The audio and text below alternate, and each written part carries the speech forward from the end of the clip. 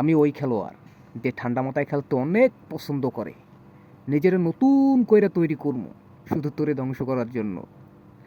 বাচ্চা থাকলে তোর ধ্বংস নিশ্চিত, আর মইরা গেলে অত্যন্ত আলহামদুলিল্লাহ বলি।